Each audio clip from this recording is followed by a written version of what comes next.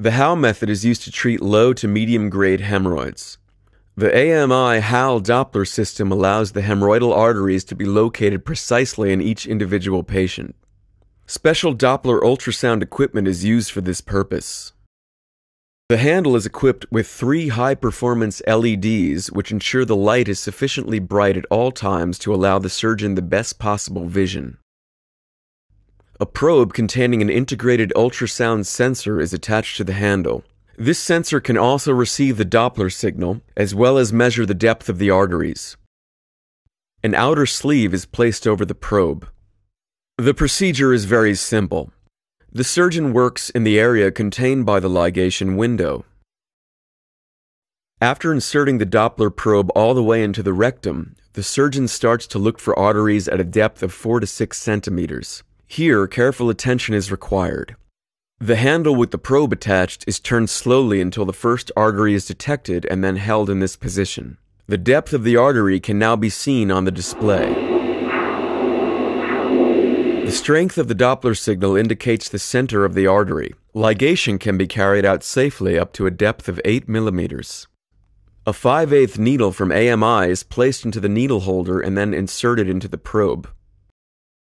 The surgeon then ligates the respective artery through the ligation window into which the mucosa is falling.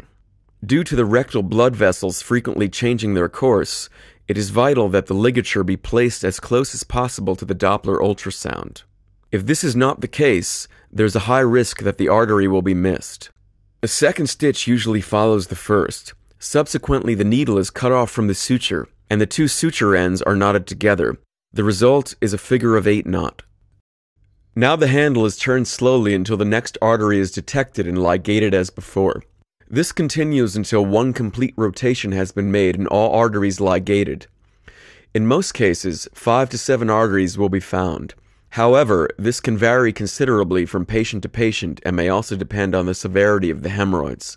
Subsequently, it is advisable to pull the handle back 1 to 1.5 centimeters and to make a second round of ligations on this plane. The result of these ligations is a reduced blood supply to the hemorrhoidal cushions, and hence a far better balance between the inflow and outflow of blood. In time, the hemorrhoidal cushions shrink and the success of the therapy is evident some 6 to 8 weeks after, when they are back to normal. Because the method is based on the principle of reducing the arterial blood supply, HAL is extremely effective in relieving the symptoms of hemorrhoidal disease caused by excessive pressure in the arteries. Bleeding, itching, and pain are treated with great success, regardless of what degree of hemorrhoids.